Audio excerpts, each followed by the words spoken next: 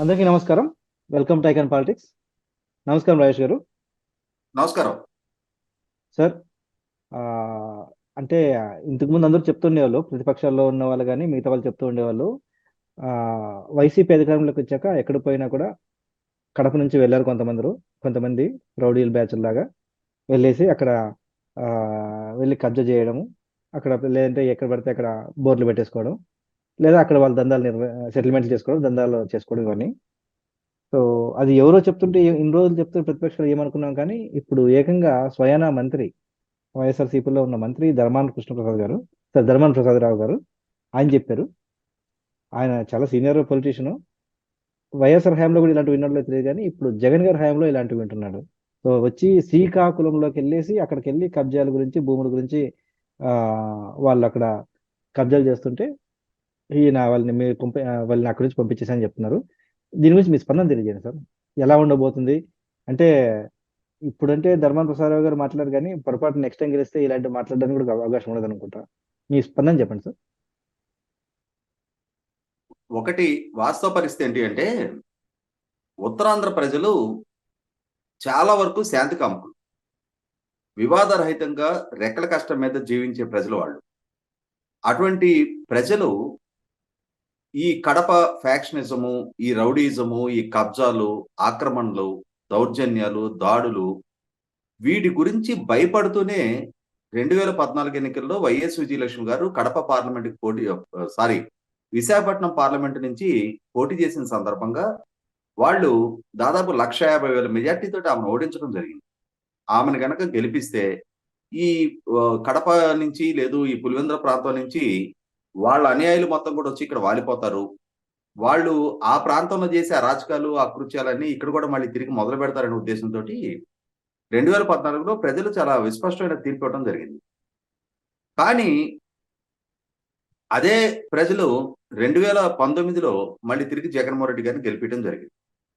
ఆ గెలిపించిన నేపథ్యంలో ఏదైతే ప్రజలు భయపడ్డారో, వాళ్ళు ఏ దారుణాలైతే జరగడానికి ఆస్కారం ఉంటుంది అని చెప్పని ముందస్తు అనుమానంతో 2014లో విజయలక్ష్మి గారిని ఓడించారో, అదే ప్రజలు వాళ్ళు వేసిన ఒక తప్పటడుగు పర్యవసానం, జగన్మోహన్ రెడ్డి గారిని అధికారంలోకి తీసుకొచ్చుకున్న పర్యవసానం ఆ కుంపటిని తెచ్చి నెత్తి మీద పెట్టుకున్నట్టయింది. మనం చూసాం 2019లో జగన్మోహన్ రెడ్డి గారు అధికార బాధ్యతలు చేపట్టిన నాటి నుంచి కూడా విజయసాయి రెడ్డి గారు, అంటే జగన్మోహన్ రెడ్డి గారి ప్రతి అక్రమాస్తుల కేసులో అక్యూజ్డ్ నెంబర్ 2గా ఉన్న విజయసాయి రెడ్డి గారు, ఆయన ఏదో పెద్ద స్వాతంత్ర సమరయోధుడిలాగా తెల్ల బట్టలు వేసుకొని విశాఖపట్నం ప్రాంతాన్ని మొత్తాన్ని కూడా ఒక డిఫాక్టో చీఫ్ మినిస్టర్ లాగా, ఆయన ఒక రాజ్యసభ సభ్యుడు, కానీ కలెక్టర్లతో రివ్యూ సమావేశాలు కూడా ఆయనే నిర్వహిస్తా ఆ ఉత్తరాంధ్ర ప్రాంతం మీద, పార్టీ మీద పూర్తి స్థాయి ఆధిపత్యాన్ని ప్రదర్శించిన తీరు చూసాం మనం. జగన్మోహన్ రెడ్డి గారు రాష్ట్రాన్ని 3 ముక్కలుగా చేసి ఒక ప్రాంతాన్ని విజయసాయి రెడ్డి గారికి, ఒక ప్రాంతాన్ని వాళ్ళ చిన్నాన్న వైవి సుబ్బారెడ్డి గారికి, ఇంకో ప్రాంతాన్ని సజ్జల రామకృష్ణారెడ్డి గారికి కట్టబెట్టిన తీరు చూసాం మనం.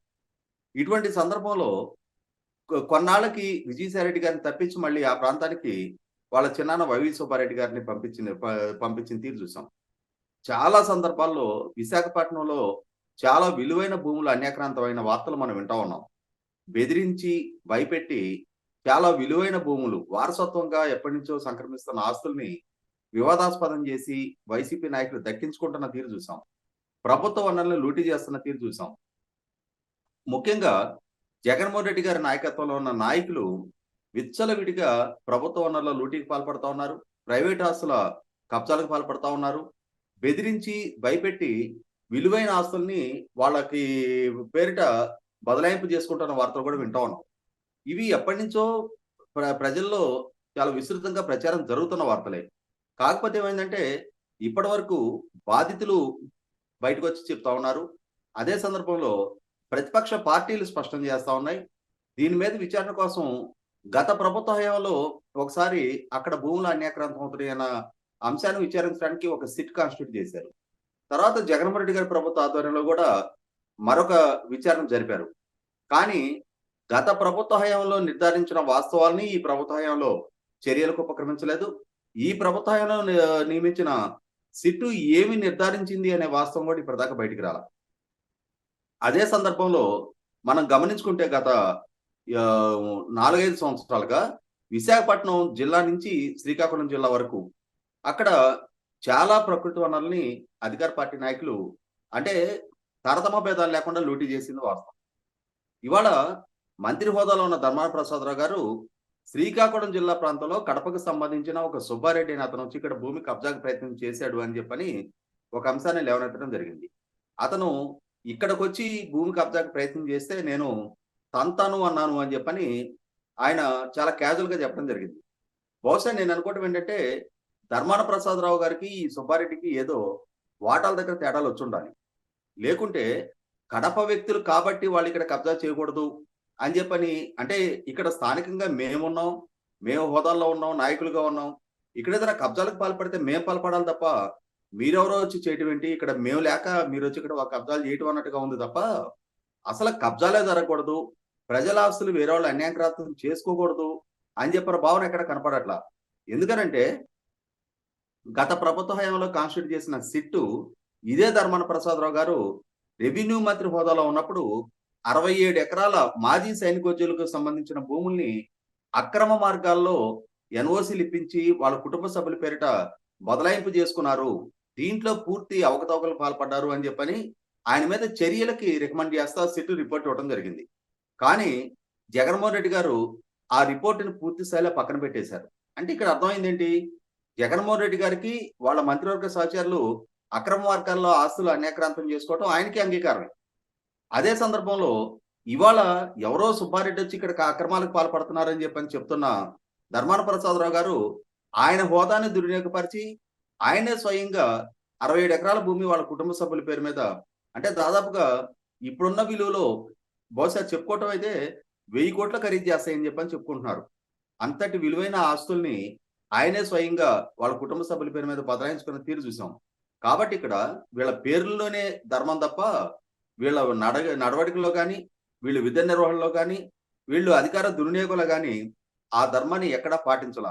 అధర్మ మార్గంలో ఎవరికి చేతనైన ఆస్తులు వాళ్ళు పోగు చేసుకోవడానికే వీళ్ళకి దక్కిన అధికారాన్ని అడ్డు పెట్టుకున్నారు, ప్రజలు వీళ్ళకి కల్పించిన అవకాశాన్ని అడ్డు పెట్టుకున్నారు తప్ప ప్రజల సేవ కోసం, ఆ ప్రాంత అభివృద్ధి కోసం, ఆ ప్రాంతాల నుంచి వలసలు నివారించడం కోసం వీళ్ళు తోడ్పడింది అయితే లేదనేది వాస్తవం. ఇవాళ ఇదే ధర్మాన గారు జగన్మోహన్ రెడ్డి గారు విశాఖపట్నంలో ఎగ్జిక్యూటివ్ రాజధాని ఏర్పాటు చేస్తానన్నారు. దాన్ని కనుక అడ్డుకునే పక్షంలో, దాన్ని వ్యతిరేకించిన పక్షంలో ఖచ్చితంగా ఈ 3 జిల్లాలకి కలిపి ఒక సపరేట్ రాష్ట్రాన్ని డిమాండ్ చేస్తామని చెప్పని కూడా గతంలో డిమాండ్ చేయడం జరిగింది. అంటే ఆ ప్రాంత ప్రజల మనోభావాలకి, వాళ్ళ ఆశయాలకి అనుగుణంగా పనిచేయాల్సిన నాయకులు వాళ్ళ వ్యక్తిగత ఎజెండాను అమలుపరచడం కోసం జగన్మోహన్ రెడ్డి గారు తీసుకున్న నిర్ణయాల్ని ఏదో ఒక రకంగా ప్రజల్లోకి బలవంతాన్ని చొప్పించే విధంగా వాళ్ళు ఎంచుకున్న విధానాల్లో అంటే ఇట్లాంటి వివాదాస్పద ప్రకటన చేసిన తీరు కూడా చూసాం మనం. ఈ రోజు నా ఉద్దేశం అయితే స్పష్టంగా సుబ్బారెడ్డికి ధర్మాన గారికి ఎక్కడో లెక్కలో తేడా వచ్చింది. ఆ తేడా వచ్చిన పర్యవసానం ఆయన వాళ్ళ ఎవడో కడప నుంచి వచ్చి ఇక్కడ కబ్జా చేయడం ఏంటని చెప్పి ప్రస్తావించారు తప్ప నిజంగానే తన ప్రాంత ప్రజల యోగక్షేమాల కోరో ఇంకోటి ఆలోచించున్నట్టయితే ఆయనే స్వయంగా సిట్టు తప్పు చేశారని చెప్పని నిర్ధారణ చేసిన 67 ఎకరాల ముందు ప్రభుత్వానికి సరెండర్ చేయమనండి. ఆ మాజీ సైనికోద్యోగుల కుటుంబాలకు వాటిని హ్యాండ్ ఓవర్ చేయమని చెప్పండి. సస్యమరా చేయరు. ఎందుకంటే ఇవాళ వాటి ఖరీదు 1000 కోట్ల రూపాయలు. ఆ రోజు అధికారాన్ని అడ్డుపెట్టి ఆ అక్రమ మార్గాల్లో దుర్వినియోగపరిచి ఆయన ఆ ఎన్ఓసీలు తెచ్చుకున్న తీరు సిట్టు నిర్ధారించింది. ఇటువంటి సందర్భంలో ధర్మాన గారు కానీ, వైసీపీ నాయకులు కానీ, లేదు మరొకరు ఆ పార్టీలో ప్రభుత్వంలో బాధ్యతగా ఉన్న స్థానాల్లో ఉన్న వాళ్ళు ఎవరైనా సరే ల్యాండ్ గ్రాబింగ్ల గురించో లేదు రౌడీజాల గురించో ప్రస్తావిస్తుంటే ప్రజలు నవ్వుకుంటున్నారు. ఎందుకంటే వీళ్ళందరూ ఆ తానులో ముక్కలే. ధన్యవాదాలు సార్. మీరు చెప్పినట్టు ఎవరో కడప నుంచి వచ్చి కబ్జా చేసేది ఏంటి, ఇక్కడ కబ్జా చేస్తే నేను చేయాలి కానీ అన్నట్టు ఉంది మంత్రి ధర్మాన గారు చెప్పింది. చూద్దాం మరి. ఇన్ని తెలిసి కూడా ప్రజలు అలాంటి వాళ్ళని నెత్తి మీద పెట్టుకుంటే ఎలాగైనా ఉంటుంది. కాస్త విఘ్నత వ్యవహరించి ఓటు వేస్తారు నా సిద్ధమండి. ధన్యవాదాలు సార్.